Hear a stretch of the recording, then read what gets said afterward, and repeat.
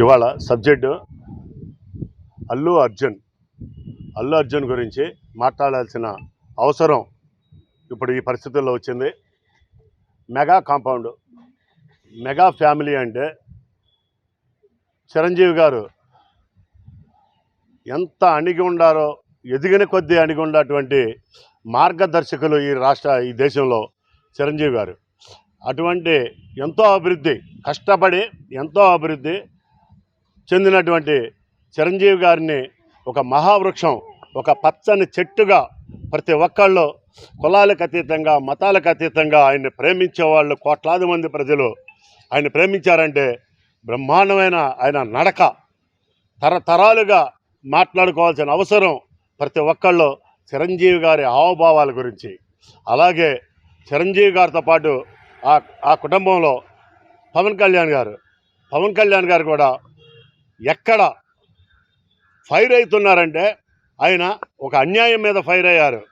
అంతేగాని అనవసరంగా ఏ వ్యక్తిని ఆయన నోటి నుంచి ఏ రోజున అనవసరమైన పదజాలం ఒక్కసారి కూడా రాలా. వాళ్ళిద్దరిని సమన్వయం చేసుకుంటూ నాగబాబు గారు కూడా అలాగే ఎవరైనా పిచ్చవాగుడు వాగుతే కౌంటర్ వేస్తానికి నాగబాబు గారు వెన్నుదన్నుగా ఉన్నారు వీళ్ళిద్దరికి. ఇటువంటి ఫ్యామిలీని నుంచి వచ్చి నువ్వు నేర్చుకున్న సంస్కారం ఏమిటి అల్లు అర్జున్? నువ్వు నేర్చుకున్న సంస్కారం నిజంగా హీనమైపోయింది.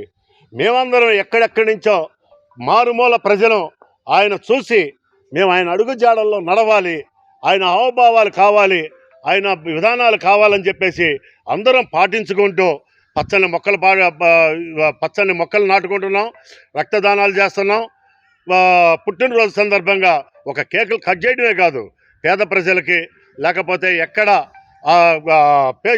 హాస్పిటల్స్లో కానీ ఎక్కడ అనాథలు ఉన్నారో, ఎక్కడ అమాయకులు ఉన్నారో వాళ్ళని ఆదుకోవడానికి వాళ్ళ పిలుపుని అందుకుని అభిమానులుగా ఈ రాష్ట్రంలో అత్యధికంగా తయారయ్యాం.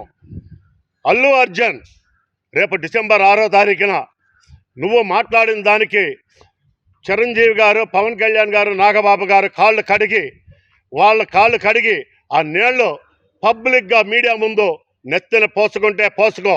లేకపోతే ఈ 40 గ్రామాల్లో ఈ మండలం బాపులపాడు మండలం నుంచి హనుమాన్ జంక్షన్ నుంచి మాట్లాడుతున్నాను.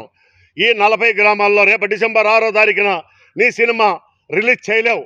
ఏ థియేటర్లోనూ నీ సినిమా ఈ ప్రాంతంలో రిలీజ్ కాదు.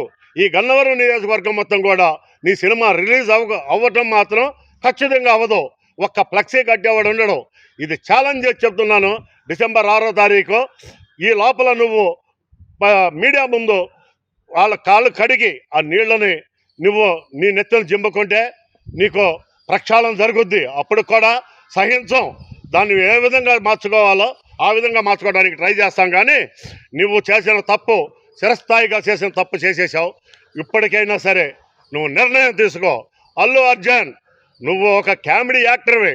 నువ్వేదో హీరోని అనుకుంటున్నావేమో, నువ్వు ఒక కామెడీ యాక్టర్లాగా కనబడుతున్నావు. ఆ కామెడీ వరకే కానీ నువ్వు ఒక హీరోగా మాత్రం భావించుకోబాకు. హీరో అంటే రామ్ చరణ్ అంటే యాక్షన్తో కాదు, హావభావాలు, తల్లి వాళ్ళ భావాలు అందిపుచ్చుకుని ఆయన మాట్లాడే డిబేట్లు చూడు. ఎక్కడైనా సరే రామ్ చరణ్ మాట్లాడే విధి విధానాలు చూడు. ఎంత క్లాసుగా, ఎంత అఫీషియల్గా కానీ, ఎంత సౌమ్యంగా మాట్లాడుతున్నాడో, ఎంత అణిగిమణిగి ఈ ప్రజల కోసం మాట్లాడుతున్నాడో, ఎంత సర్వీస్ చేస్తున్నాడో కూడా తెలుసుకో.